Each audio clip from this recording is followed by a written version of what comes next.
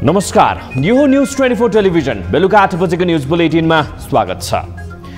Budget घोषणा हुने भएसँगै यति बेला आम जनसमुदायको ध्यान यसैमा केन्द्रित छ।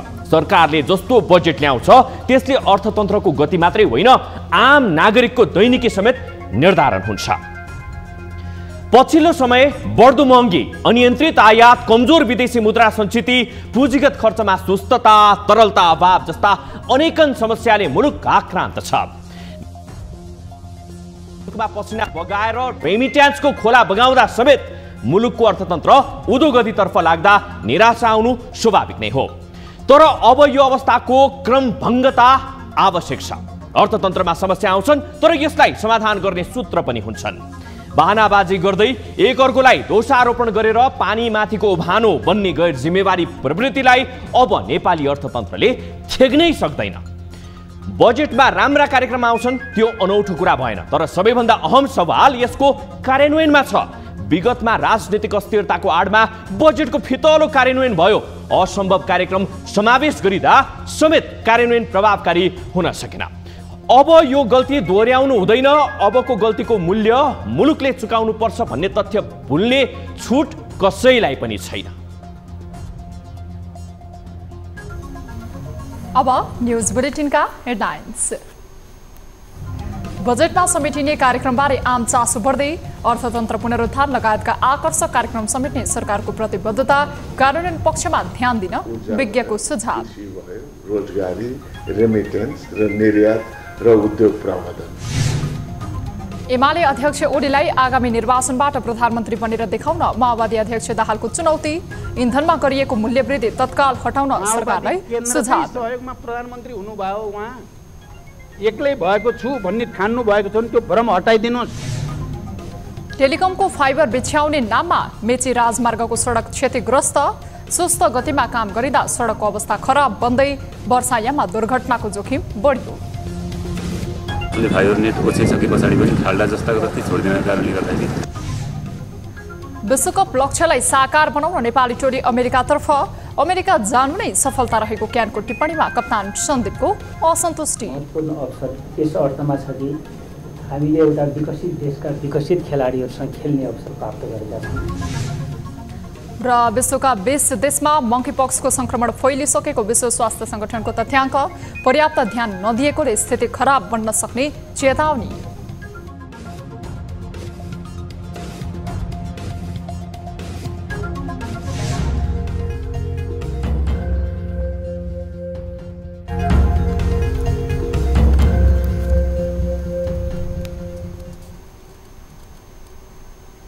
हामी निरन्तर न्यूजमा छौं। हरेक वर्ष सरकारले बजेट ल्याउँदा राम्रा कार्यक्रम समेटेको हुन्छ, तर प्राथमिकतामा राखेर सबै कार्यक्रम ल्याए पनि यसको कार्यान्वयन पक्ष भने निराशाजनक हुने गरेको छ।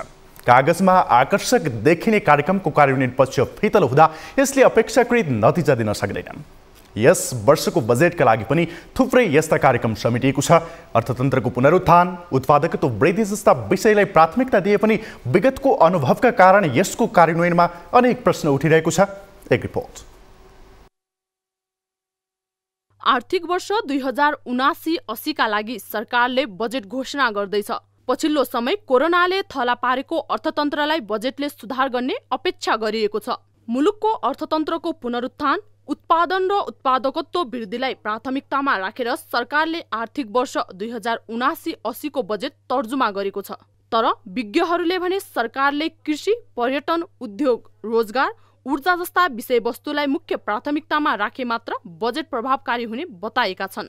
बजेटको अहिले जुन नीति तथा कार्यक्रममा सबै कुराहरू आछ, नराम्रो छैन, तर कसलाई प्रायोरिटी दिने भन्ने कुरामा मैले जुन भने अहिले 5 वटा कुराहरू ऊर्जा भयो, कृषि भयो, रोजगारी, रेमिटेन्स र निर्यात र उद्योग प्रवर्धन, यी कुराहरूमा चाहिँ नि बढी ध्यान दिएर चाहिँ नि अहिलेको बजेट चाहिँ नि आउन सक्यो भने त्यसले निश्चय पनि अर्थतन्त्रलाई सहयोग हुन्छ या उकास्न सहयोग गर्छ। अन्यथा चाहिँ नि गाह्रो स्थिति मैले देखेँ।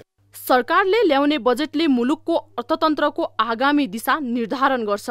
सोही कारण कस्तो बजेट आउँछ भन्ने आम अपेक्षा बढिरहेको हुन्छ। सरकारले पनि आम नागरिकको अपेक्षा अनुसार बजेट ल्याउँछ। यसको कार्यान्वयन पक्ष फितलो हुँदा बजेटको प्रभाव कागजमा देखिन्छ तर व्यवहारमा देखिँदैन। तर अब सरकारलाई यस्तो गल्ती गर्ने छुट नभएकाले वर्तमान अर्थतन्त्रको अवस्थालाई मध्यनजर गर्दै बजेट ल्याई त्यसको अक्षरश पालना गर्न विज्ञ सुझाव दिन्छन्। बजेट चाहिँ प्रशस्त राख्ने, ल प्रगति हुने भयो कि नेपालमा भने जस्तो देखाउने, तर कार्यान्वयन नगर्ने के है। अहिले पनि तपाईँले चाहिँ एकछिनपछि सोध्नु होला, पुँजीगत खर्च त हुनै सकेको छैन, 31% मात्रै भइरहेको छ भनिएको छ, जम्मा 1-1.5 महिना बाँकी छ होइन। त्यसो भएको हुनाले जुन बजेट ल्याइन्छ त्यो चाहिँ पुरापुर हामीले चाहिँ कार्यान्वयन गर्छौँ भन्ने उम्मेदसहित त्यही पेरिफेरीमा रहेर रकम पनि विनियोजन गर्ने। हरेक पटक बजेटमा सरकारले गरिबीको अवस्थाबाट देशलाई मुक्त गर्ने, शिक्षा, स्वास्थ्य साथै भौतिक पूर्वाधार निर्माणलाई अगाडि बढाउने जस्तो विषयलाई प्राथमिकतामा राख्ने गरेको छ। तर यी विषय कार्यान्वयन नहुने मात्र होइनन्, थोरै मात्र छुट्याइएको विकास बजेट समेत खर्च नहुँदा मुलुकको विकासको गति नै कम हुने गरेको छ। सोही कारण आगामी बजेट जस्तो आए पनि यसको पूर्ण कार्यान्वयनमा ध्यान दिन आवश्यक छ। न्यूज 24 टेलिभिजनका लागि क्यामेरामा अशोक मानन्दरका साथ टिभी जर्नलिस्ट खगेश्वरी कार्की, काठमाडौँ। सत्ता साझेदार नेकपा माओवादी केन्द्रका अध्यक्ष पुष्पकमल दाहाल प्रचण्डले एमाले अध्यक्ष केपी शर्मा ओलीलाई आगामी निर्वाचनबाट एक्लै प्रधानमन्त्री बनेर देखाउन चुनौती दिएका छन्। अध्यक्ष दाहालले आफू र आफ्नो पार्टीको सहयोगमै ओली 2 पटक प्रधानमन्त्री बनेको दावी गर्दै अब एमालेको तर्फबाट प्रधानमन्त्री बनेर देखाउन चुनौती दिएका हुन्। शनिबार प्रतिनिधि सभामा सरकारको नीति तथा कार्यक्रममाथिको छलफलमा भाग लिँदै अध्यक्ष दाहालले स्थानीय तहको निर्वाचनमा हार खाएका ओलीले अझै पनि आत्मसमीक्षा गरेर अघि बढ्न नचाहेको उनले संसदमा दिएको अभिव्यक्तिबाट पुष्टि भएको पनि बताए। अध्यक्ष दाहालले आफूलाई एमालेका धेरै नेता कार्यकर्तामाथि विश्वास भए पनि ओलीकै कारण एमालेसँग सहकार्य गरेर जान अझै समस्या रहेको पनि उल्लेख गरे।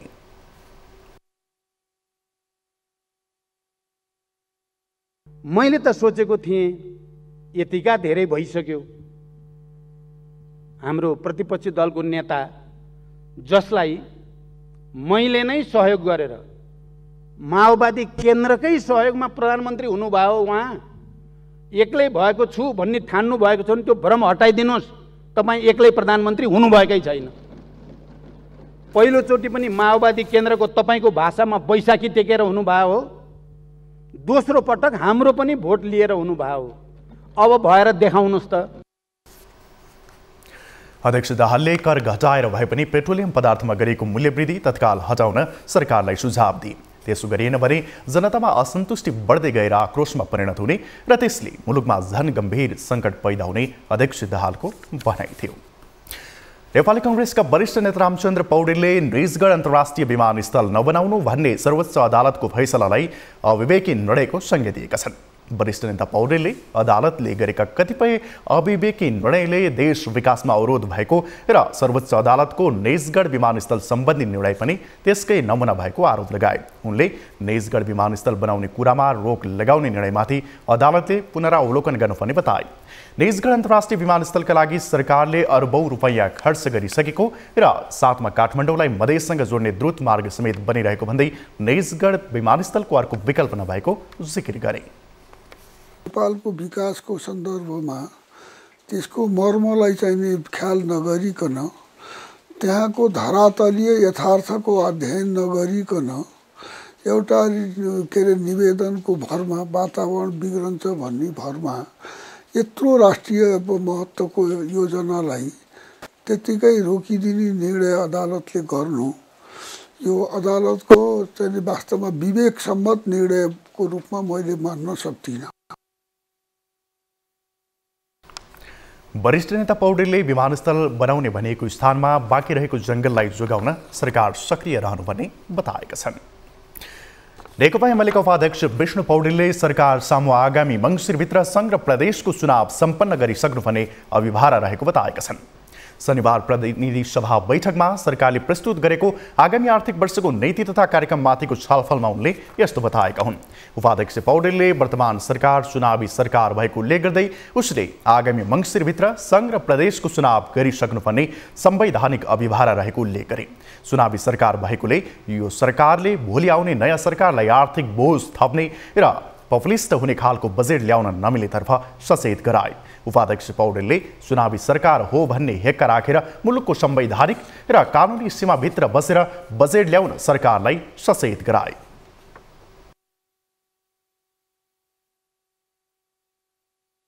सरकारका सामनेमा जुन सीमा छ, संवैधानिक रूपमा कानुनी रूपमा जुन सीमा छ, त्यो सीमालाई बुझेर यो चुनावी सरकार हो भन्ने कुरामा एक्का राखेर बजेट आउनुपर्छ भन्ने कुरा म भन्न चाहन्छु। र नीति कार्यक्रमले जुन खालको लक्षण देखाइरहेको छ सभामुख महोदय, यो नीति कार्यक्रमको लक्षण चाहिँ राम्रो छैन।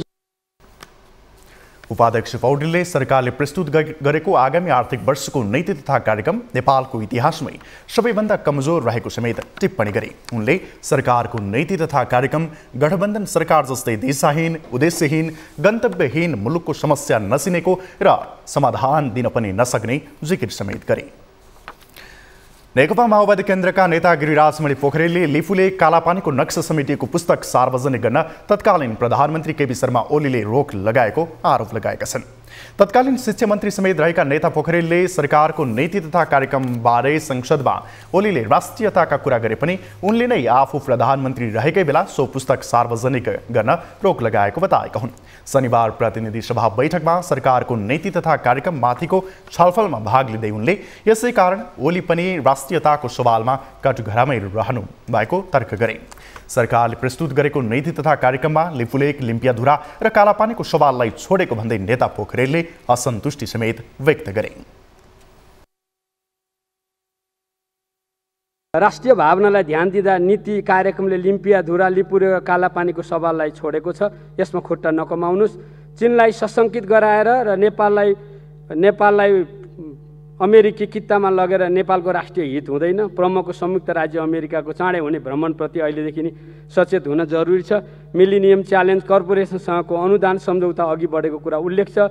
यही संसदबाट पारित भएको 12 बुँदे व्याख्यात्मक घोषणा के भयो त्यसको पनि जवाफ अपेक्षित छ। नेता पोखरेलले मुलुकलाई दिगो विकास सहित समृद्ध बनाउने र त्यसका लागि आवश्यक जनशक्ति प्रक्षेपण गर्ने काम पनि नीति तथा कार्यक्रममा नआएको उल्लेख गरे। राष्ट्रपति विद्यादेवी भण्डारीले विभिन्न अदालतको आदेशबाट कैद सजाय भोगिरहेका 834 जना कैदीको कैद सजाय मिनाहा गरेकी छन्। गणतन्त्र दिवसको अवसरमा ती कैदीको सजाय माफी गरिएको हो। मन्त्री परिषदको सिफारिसमा राष्ट्रपतिले विभिन्न अदालतबाट तोकिएको कैद सजाय भुक्तान गरेका र असल चालचलन भएका खड्क श्रेष्ठ, लिम्बू शहीद 271 जना र नरबहादुर शर्मा शहीद 547 तथा उमाकान्त पराजुली शहीद 16 जनालाई जेठ 15 गतेदेखि कैद माफी मिनाहा गरिएको राष्ट्रपति कार्यालयले जनाएको छ। गणतन्त्र दिवस 2079 भोलि मनाइँदैछ।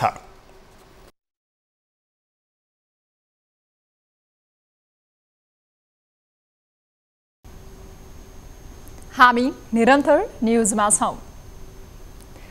गृह मन्त्रालयले यही जेठ 4 गते कारागार कार्यालय रोल्पाका बन्दी सुन्दर हरिजनको आत्महत्या घटनाको छानबिन गर्न समिति गठन गरेको छ। कारागार व्यवस्थापन विभागका निर्देशक झरेन्द्र प्रसाद चापागाईको संयोजकत्वमा 5 सदस्यीय छानबिन समिति गठन गरिएको गृह मन्त्रालयले आज एक सूचना जारी गरी जनाएको छ। मन्त्रालयले उक्त घटना कसरी घटेको हो र सो सम्बन्धमा के कसो भएको हो भनी स्थलगत रूपमा अध्ययन, अनुसन्धान र छानबिन गरी 10 दिनभित्र प्रतिवेदन पेश गर्न समितिलाई निर्देशन दिएको छ। समितिको प्रतिवेदन पश्चात घटनाको सत्य तथ्य उजागर हुने र भविष्यमा यस्ता घटना हुन नदिन सुधारका उपाय अवलम्बन गरिने मन्त्रालयले जनाएको छ। स्थानीय तहको निर्वाचन मत परिणाम अन्तिम चरणमा पुगेसँगै दलहरू समीक्षामा व्यस्त भएका छन्। गठबन्धन सहित चुनावी मैदानमा होमिएको 5 दलीय सत्ता गठबन्धन र प्रतिपक्षी नेकपा एमाले दुवै पक्ष चुनावी नतिजासँग खासै सन्तुष्ट देखेका छैनन्। समग्रमा अहिलेको मत परिणामलाई यी दलहरूले कसरी बुझेका छन् त? हेरौँ यो रिपोर्ट।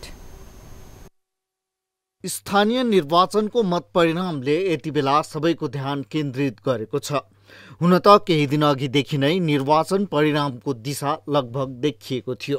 केही पालिकाको निर्वाचन बाँकी रहे पनि दलहरूले निर्वाचनबारे आफ्नै खाले तर्क गरेका छन्। तर परिणाम अपेक्षित नभएको प्रमुख दलहरूका नेताहरूले दिएको अभिव्यक्तिबाट सहजै बुझिन्छ मुलुकका अधिकांश पालिकामा प्रमुख दल नै हावी भए।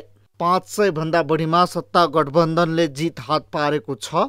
तर मुलुककै ठूला र महत्त्वपूर्ण मानिने केही पालिकामा नेतृत्व लिन ठूला दलहरू असफल भएका छन्। समग्रमा सत्ता गठबन्धनको प्रमुख घटक नेपाली कांग्रेसले यसपटकको चुनावी परिणामलाई कसरी लिएको छ त? हामीले कि एउटै चुनाव चिन्हबाट जान सकेको भए त्यसको फाइदा सबै पार्टीलाई बढी हुने रहेछ। जस्तो रुखबाटै कोही चुनाव लड्यो भने अध्यक्ष मेयर अथवा कोही रुखबाट लडेको छ भने अरू सबै रुखैबाट सदस्यहरू पालिकामा वडा अध्यक्षहरू उपमेयरहरू त्यसरी उपाध्यक्षहरू लडेको भएदेखि अझ बढी आउने सम्भावना देखिन्थ्यो। त्यसले गर्दा गठबन्धनमा अलिकति समस्या परेको हो कि भन्ने आयो। यता प्रमुख प्रतिपक्षीको रूपमा रहेको नेकपा एमालेलाई पनि यसपटकको चुनावले खुसी बनाउन सकेन। 6 महानगरपालिका मध्ये कुनैमा पनि जित हात पार्न नसकेको एमाले अहिले धाँधली भएको भन्न थालेको छ। घेराबन्दीको राजनीतिका कारण जनमतको उच्च कदर गरिए तापनि चित्त बुझाउने गतिलो आधार एमालेले भेटेको छैन। चुनावको सन्दर्भमा आम पब्लिकको बीचमा नेकपा एमाले अहिले पनि लोकप्रिय पार्टीको रूपमा देखा परेको छ। अहिले पनि चाहिँ समग्रमा देशभरिको मत परिणाम हेर्दाखेरि हामी मतको हिसाबले अझै पनि एमालेले बढी मत प्राप्त गरेको छ। यता नेकपा माओवादी केन्द्र र नेकपा समाजवादी पार्टीले समेत चुनावबाट अपेक्षित नतिजा प्राप्त गरेको छैन। तर सन्तुष्ट रहने ठाउँ रहेको भन्दै चित्त बुझाएका छन्। दलहरूको लागि जे जस्तो भए पनि युवा सहभागिताका दृष्टिले समग्र नतिजा राम्रो नै देखिएको छ। यस्तै केन्द्रमा नेता रिझाएर टिकट पाएकाहरू जसरी नागरिकले बहिष्कार गरिदिएका छन् यसले पनि पार्टी र कार्यकर्तालाई राम्रै पाठ सिकाएको देखिन्छ। न्युज 24 टेलिभिजनका लागि क्यामेरामा सुनिल गुरुङका साथ टङ्ककला तिमिल सेनाको रिपोर्ट। बागमती प्रदेशसभामा जेठ 16 मा आगामी आर्थिक वर्ष 2079-80 को लागि नीति तथा कार्यक्रम प्रस्तुत हुने भएको छ। 16 जेठ दिउँसो 2 बजे बस्ने बैठकमा प्रदेश सरकारको नीति तथा कार्यक्रम प्रस्तुत हुनेछ।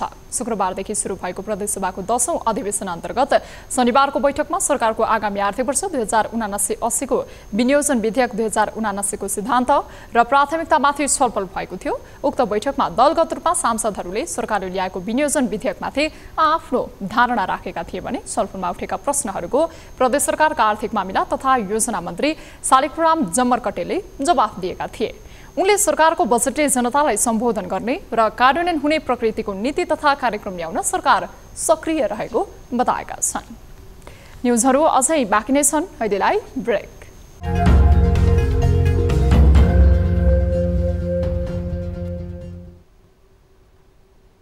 हामी निरन्तर न्युजमा छौं।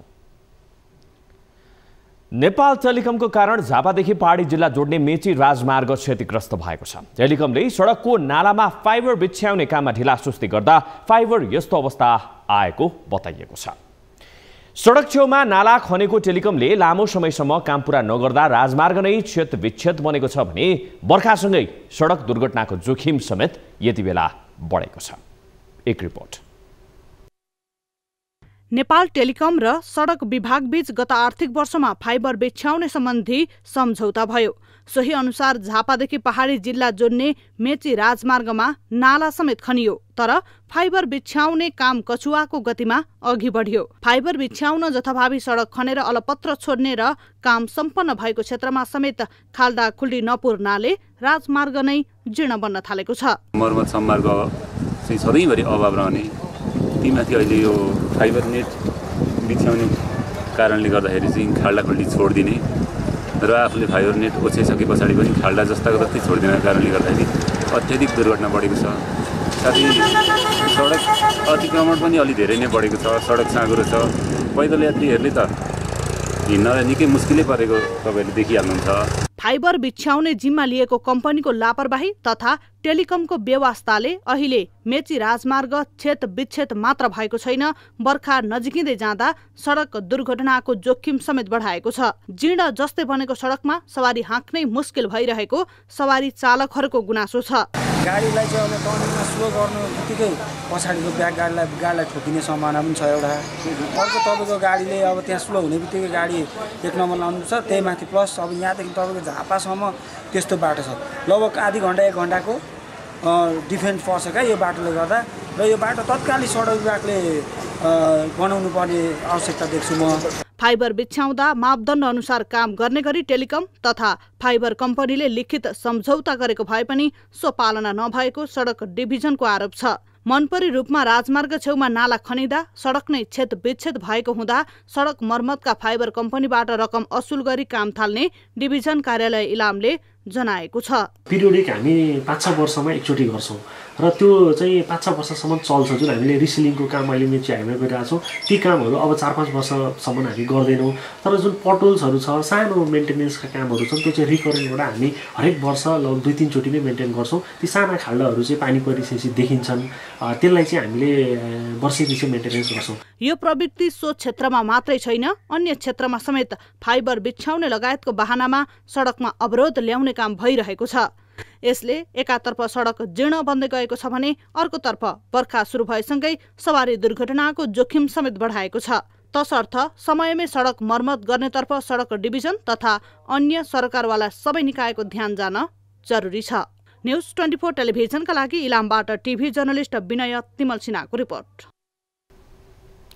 ऊर्जा, जलस्रोत तथा सिंचाई मन्त्री पम्फा भुषालले महिनावारी हुँदा महिलालाई हेप्ने समाजको दृष्टिकोणलाई परिवर्तन गर्न आवश्यक रहेको बताएकी छिन्।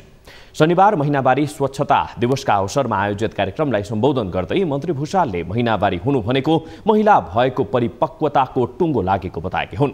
महिनावारी हुनु पाप नभई गर्वको कुरा भएको भन्दै पछिल्लो समय सोचमा परिवर्तन भइरहेको उल्लेख गरिन्। एउटा निश्चित उमेर पुगेपछि र एउटा निश्चित उमेर अवधिसम्म चाहिँ यसलाई चाहिँ बहिर्गमन गराउने मासिक एउटा प्रक्रिया हो र यसलाई क्रमशः बुझ्दै जाँदा यो त बडो राम्रो प्रक्रिया हो। यसले मातृत्वको महिलामा भएको क्षमताको पहिचान पनि हो अनि शारीरिक एउटा स्वस्थताको एउटा निम्ति शरीरमा भएका विकृत पदार्थको बहिर्गमन पनि हो। मन्त्री पम्फा भुषालले पेट्रोलियम पदार्थको आयात कम गर्न साइकल र विद्युतीय सवारी साधनको प्रयोग गर्नुपर्ने पनि बताइन्। साइकल र विद्युतीय सवारी साधनको प्रयोगले वातावरणलाई स्वच्छ बनाउने र भोग्नु परेको वातावरणीय समस्या समाधान हुने पनि जिकिर गरिन्। महिनावारी स्वच्छता दिवसको अवसरमा शनिबार काठमाडौँको बसन्तपुरदेखि ललितपुरको मङ्गल बजारसम्म बृहत र्याली समेत भएको थियो।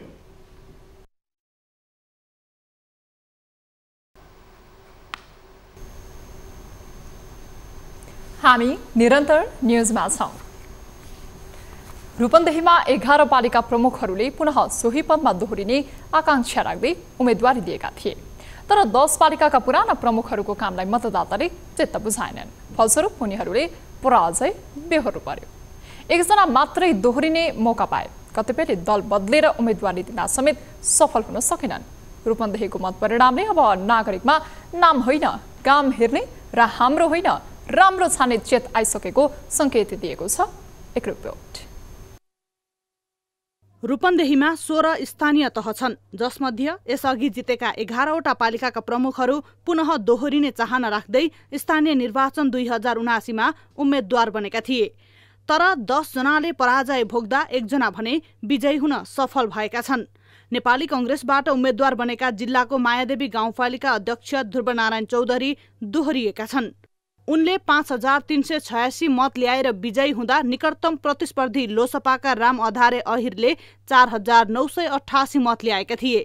यसअघि पनि नेपाली कांग्रेसबाट उम्मेद्वार बनेर मायादेवीको अध्यक्षमा निर्वाचित भएका थिए। पराजय हुनुको मूलभूत कारण जनतामा भिन्न नसक्नु हो र आफूभन्दा अरू जान्ने छन् भन्ने विश्वासै नगर्नु, जान्ने छन् भन्ने कल्पनै नगर्नु। जो जति आफू पदमा आए उनीहरू मभन्दा जान्ने कोही छैनन् भनेर त्यो धारणामा उनीहरू गए। विश्लेषकहरूले भने यसअघि जनप्रतिनिधि हुँदा जनभावना अनुसार काम गर्न नसक्नेहरूलाई यसपटक जनताले दण्डित गरेको बताउँछन्।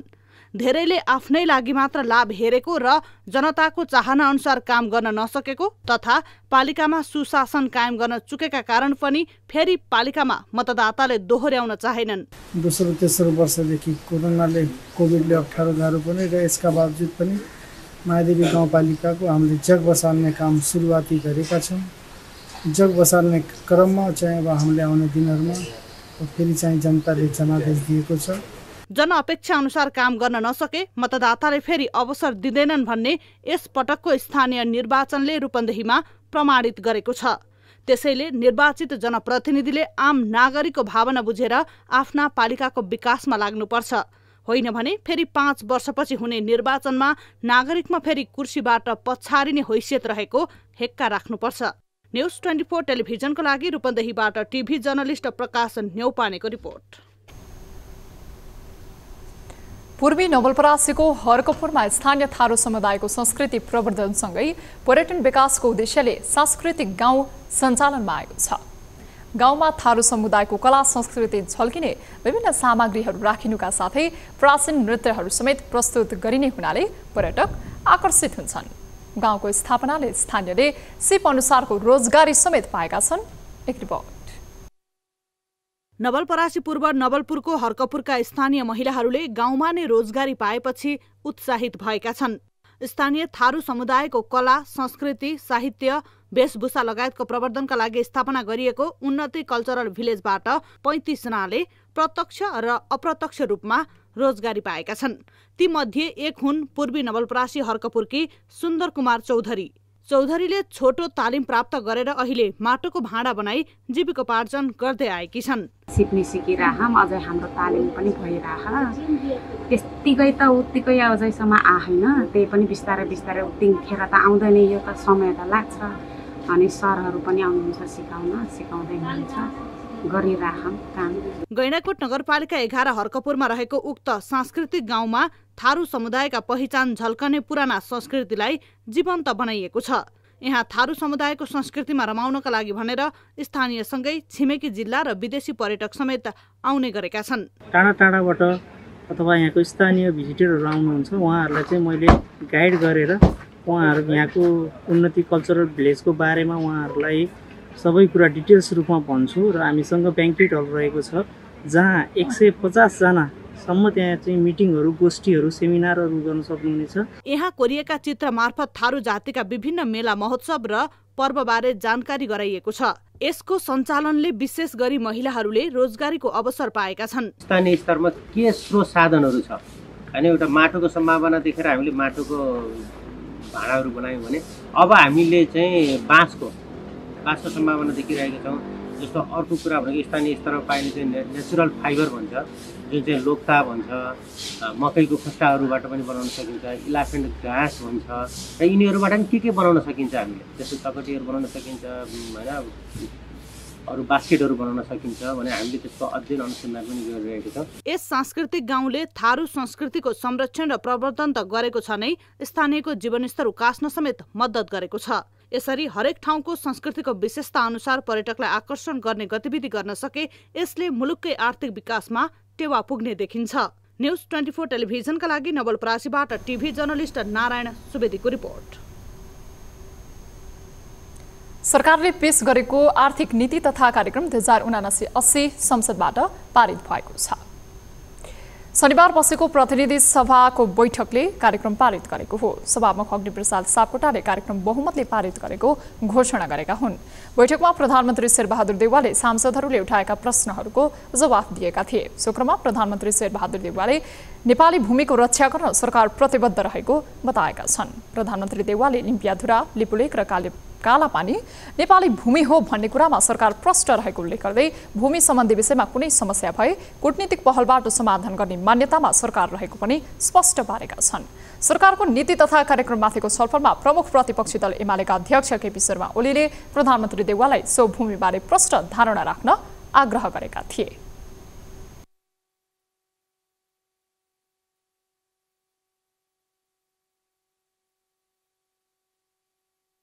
पाठ्य पुस्तक औषधि लगायतका वस्तुको सहज आपूर्ति मिलाएको छ,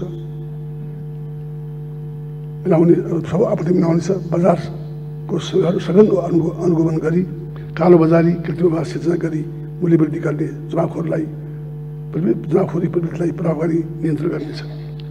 नयाँ राष्ट्रिय नीति तर्जुमा गरी कृषि अनुसन्धान, यान्त्रिकीकरण, व्यवसायीकरण, जलवायु अनुकूल प्रविधिको प्रबन्ध गर्दै कृषिलाई अर्थतन्त्रको प्रमुख सम्भागको रूपमा अघि बढाइनेछ। यस्तै प्रधानमन्त्री देउवाले छिटपुट घटनालाई लिएर स्थानीय तहको निर्वाचनमा धाँधली भएको भन्न नमिल्ने टिप्पणी गरेका छन्। अब बिजनेस न्यूज।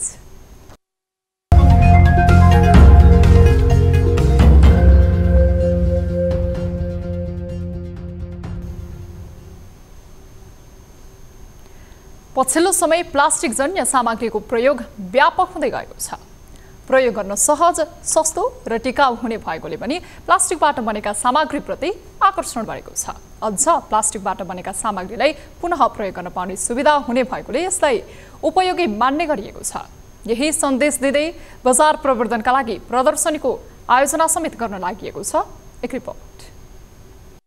आधुनिक जीवनशैलीका कारण प्लास्टिकबाट बनेका सामग्रीको माग वात्तै बढेको छ। प्रयोग गर्न सहज हुनुका साथै सहजै उपलब्ध हुने भएकाले यसको माग विश्वव्यापी रूपमै बढेको छ। तर कतिपय अवस्थामा प्रकृतिका लागि प्लास्टिक जन्य सामग्रीको प्रयोग प्रतिकूल रहेको भन्दै विरोध हुन्छ। यो खालका अवस्थाले प्लास्टिकको सामग्री प्रयोग गर्ने नगर्ने निर्केल हुने हो। तर उद्योगीहरू भने हल्ला गरिए जति प्लास्टिक बेफाइदाजनक नरहेको बताउँछन्। प्लास्टिकलाई पुनः प्रयोग एवं प्रशोधन गर्न सकिने भएकाले वातावरणका अनुकूल भएको सन्देश दिने गरी तेस्रो प्लास्टिक नेपवाल 2022 नामक प्रदर्शनीको आयोजना भएको हो। नेपाली उत्पादकको हैसियतले हामी एउटा पाइप्स एन्ड फिटिङ्स इन्डस्ट्री नेपालमा एउटा टप ब्रान्डको हैसियतले हामीले आफ्नो एक्जिस्टेन्स, हामीले आफ्नो एउटा उपस्थिति जनाउन आवश्यक रहन्छ र तपाईको विदेशी कम्पनीहरू माझ पनि एउटा राम्रो सन्देश यसले जाँदछ कि नेपालमा पनि उच्च स्तरको प्रोडक्टहरू उत्पादन हुन्छन्, निर्माण सामग्रीहरू उत्पादन हुन्छन् हैन। त्यसले गर्दा हामी यहाँ उपस्थित भएका हौं। बिहीबारदेखि सुरु भएको मेलामा 95 वटा स्टल रहेका छन्। 60% स्टल विदेशी रहेका छन् भने 40% नेपाली छन्। अधिकांश भारतीय उत्पादन रहे पनि चीन, जापान लगायतका राष्ट्र पनि छन्। मेलाको करिब 10,000 अवलोकनकर्ताले अवलोकन गर्ने अपेक्षा गरिएको छ।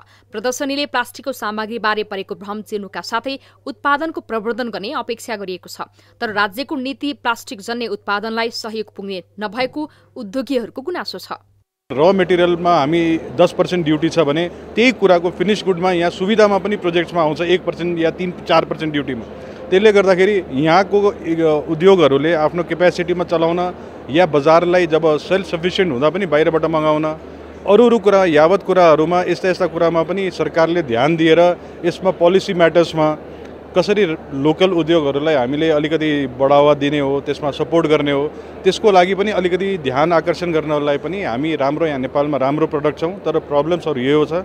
मेलामा दूध र सिमेन्ट प्याकेज गर्ने प्लास्टिकदेखि प्लास्टिकबाट बनेका टेबल, कुर्सी, त्रिपाल र ट्याङ्कीहरू प्रदर्शनीमा राखिएका छन्। दैनिक रूपमा प्रयोग गरिने प्लास्टिक जन्य सामग्रीले मानवको दैनिकी सहज बनाउने गरेको पाइन्छ। हाम्रो लाइफलाई इमेजिन गर्छौँ भने प्लास्टिक बेगर त इमेजिन गर्न सक्दैनौँ नि त।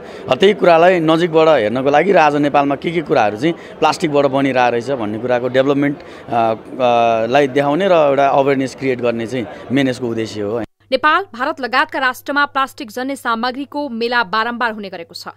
मानव जीवनमा प्लास्टिक जन्य उत्पादनको महत्त्व बढेकाले यसको सुरक्षित प्रयोग आवश्यक छ। तर प्लास्टिकले वातावरणलाई नकारात्मक प्रभाव पार्ने विषयलाई भने नकार्न सकिँदैन। प्रभावलाई कम गर्न प्लास्टिकलाई पुनः प्रयोग र प्रशोधनको विधिको प्रभावकारी प्रयोग गर्नै पर्छ। प्रदर्शनीमा यसबारे सूचना समेत सम्प्रेषित गर्न सके राम्रो हुन सक्छ। न्युज 24 टेलिभिजनका लागि क्यामेरामा सुनिल गुरुङको साथमा टिभी जर्नलिस्ट रबिन ठकुरीको रिपोर्ट। न्युजहरू अझै बाँकी नै छन्। अहिलेलाई ब्रेक।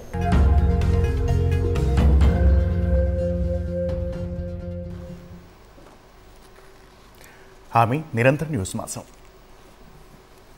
अब स्पोर्ट्स न्युज।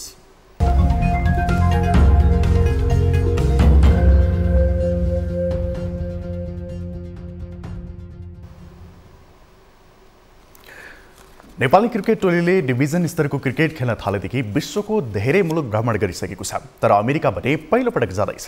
सामान्यतया अमेरिकामा खासै धेरै क्रिकेट प्रतियोगिता नहुने भएकोले नेपाली टोलीले त्यहाँ जाने अवसर पाएको थिएन। हाल भने आइसिसी विश्वकप लिग 2 अन्तर्गत त्रिकोणात्मक एक दिवसीय सिरिज खेल्न जान लागेको।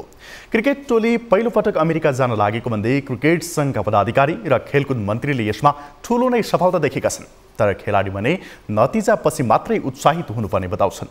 एक रिपोर्ट। नेपाली राष्ट्रिय क्रिकेट टोलीका लेग स्पिनर सन्दीप लामिछानेलाई अमेरिकाले भिसा दिन अस्वीकार गरेको धेरै समय भएको छैन। 2076 साउनमा क्यारेबियन प्रिमियर लिग खेल्न अमेरिका हुँदै वेस्ट इन्डिज जान लागेका सन्दीपले काठमाडौँ स्थित अमेरिकी दूतावासमा भिसाको लागि आवेदन दिए। तर त्यसबेला सन्दीपले भिसा पाएनन्। उनले यो कुरा सामाजिक सञ्जाल मार्फत सार्वजनिक गरे अनि दूतावासले गल्ती सच्याउँदै उनलाई भिसा दियो। त्यसको 3 वर्षपछि नेपाली राष्ट्रिय क्रिकेट टिम पहिलो पटक अमेरिकी भूमिमा क्रिकेट खेल्न अमेरिका प्रस्थान गरेको छ। यसमा खेलाडीसँगै व्यवस्थापन पक्ष बढी खुसी देखिएको छ। शनिबार आयोजित विदाई कार्यक्रममा खेलकुद मन्त्री र क्यान अध्यक्षको बोली मिलेको छ। दुवैले अमेरिका भ्रमणलाई महत्त्वपूर्ण उपलब्धिको रूपमा व्याख्या गरेका छन्। विश्वको एउटा विकसित देशको रूपमा आफूलाई खडा गरेको अमेरिकामा हाम्रो नेपालको राष्ट्रिय क्रिकेट टिम पहिलो पटक खेल्न जाँदैछ। आइसिसी वर्ल्ड जुन छनौटको लागि दोस्रोपाठ भन्ने छ यसलाई, यो खेलमा तपाईँहरूले मैले अगाडि पनि भने एउटा महत्त्वपूर्ण अवसर यस अर्थमा छ कि हामीले एउटा विकसित देशका विकसित खेलाडीहरूसँग खेल्ने अवसर प्राप्त गरेका छौँ। नेपाली राष्ट्रिय टोली कुनै पनि खेलको पहिलो पटक हामी अमेरिका जा खेल्नका लागि गइराखेका छौँ। त्यसकारणले यो ऐतिहासिक सिरिज हो। तर त्यस लगत्तै बोल्ने पालो पाएका सन्दीपले मन्त्री र क्यानको भनाइमा असन्तुष्टि जनाए। अमेरिकाले नेपाललाई भिसामा देखाउँदै आएको कन्जुसै उनको भनाइमा झल्किन्थ्यो। नेपाली राष्ट्रिय टोलीका कप्तान समेत रहेका सन्दीपले अमेरिकामा खेल्न पाउनु भन्दा पनि अमेरिकामा कस्तो खेलिन्छ भन्ने महत्त्वपूर्ण रहेको बताए।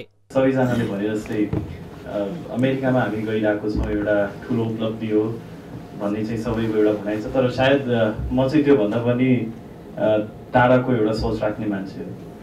मेरो ख्यालले चाहिँ अमेरिका नेपाल आउनु र नेपाल अमेरिका जानु it's either way it's a win win situation for everybody. नेपालले 9 जुनमा ओमानसँगको खेलबाट सिरिजको सुरुवात गर्नेछ। सोही कारण नेपाली टोली भने राम्रो नतिजामा ध्यान केन्द्रित गरिरहेको छ।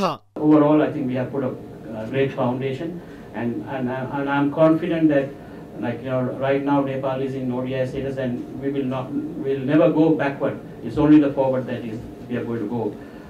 And when we come back from this tournament, right now we are. यो प्रतियोगितामा राम्रो प्रदर्शन गरी नेपालले 50 ओभरको विश्वकप खेल्ने सम्भव हुनेछ। सोही कारण प्रतियोगितामा धेरै जित हात पार्नमा नेपाली टोलीको ध्यान केन्द्रित हुनु स्वाभाविक हो। पछिल्लो समय राम्रो क्रिकेट खेलिरहेकाले पनि टोलीसँग राम्रो प्रदर्शनको अपेक्षा गरिएको छ। तर प्रतियोगिताको लागि कुनै स्थान पुग्नु नभई खेलाडीको प्रदर्शनलाई बढी महत्त्व दिन सक्नुपर्छ। न्युज 24 टेलिभिजनका लागि क्यामेरामा कान्छा डङ्गोलका साथ टिभी जर्नलिस्ट उपेन्द्र शाही, काठमाडौँ। अब न्युज बुलेटिनको अन्त्यमा पुनः हेडलाइन्स। बजेटमा समेटिने कार्यक्रमबारे आम चासो बढ्दै अर्थतन्त्र पुनरुत्थान लगायतका आकर्षक कार्यक्रम समेट्ने सरकारको प्रतिबद्धता, कार्यान्वयन पक्षमा ध्यान दिन विज्ञको सुझाव। कृषि भयो, रोजगारी, रेमिटेन्स र निर्यात र उद्योग प्रवर्धन। एमाले अध्यक्ष ओलीलाई आगामी निर्वाचनबाट प्रधानमन्त्री बनेर देखाउन माओवादी अध्यक्ष दाहालको चुनौती, इन्धनमा गरिएको मूल्यवृद्धि तत्काल हटाउन सरकारलाई सुझाव। सहयोगमा प्रधानमन्त्री हुनुभयो, उहाँ एक्लै भएको छु भन्ने ठान्नु भएको छ भने त्यो भ्रम हटाइदिनुहोस्। टेलिकमको फाइबर बिछ्याउने नाममा मैसी राजमार्गको सडक क्षतिग्रस्त, सुस्त गतिमा काम गरिँदा सडकको अवस्था खराब बन्दै वर्षायाममा दुर्घटनाको जोखिम बढ्यो। फाइबर नेट ओछिसके पछाडि पनि खाल्डा जस्ताको जस्तै छोडिदिने कारणले गर्दाखेरि विश्वकप लक्ष्यलाई साकार बनाउने नेपाली टोली अमेरिकातर्फ, अमेरिका जानु नै सफलता रहेको क्यानको टिप्पणीमा कप्तान सन्दीपको असन्तुष्टि। महत्त्वपूर्ण अवसर यस अर्थमा छ कि हामीले एउटा विकसित देशका विकसित खेलाडीहरूसँग खेल्ने अवसर प्राप्त गरेका छौँ। र विश्वका 20 देशमा मङ्कीपक्सको संक्रमण फैलिसकेको विश्व स्वास्थ्य संगठनको तथ्याङ्क, पर्याप्त ध्यान नदिएकाले स्थिति खराब बन्न सक्ने चेतावनी।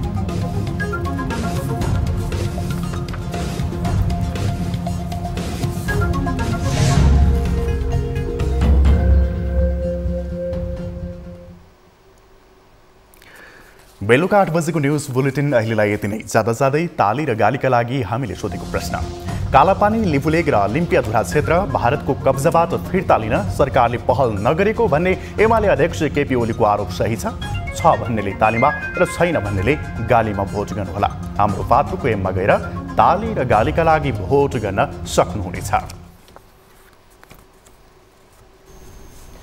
थप न्युजका लागि हाम्रो वेबसाइट www.news24nepal.com हेर्नुहोला। साथै हामीलाई फेसबुक, ट्विटर र युट्युबमा पनि फलो गर्न सक्नुहुनेछ। यस्तै मोबाइल, भाइबर र इमेलबाट 24 डेस्कमा समस्या र गुनासो गर्न सक्नुहुनेछ। अहिलेलाई बिदा दिनुहोस्। हामी निरन्तर न्युजमा छौँ। नमस्ते।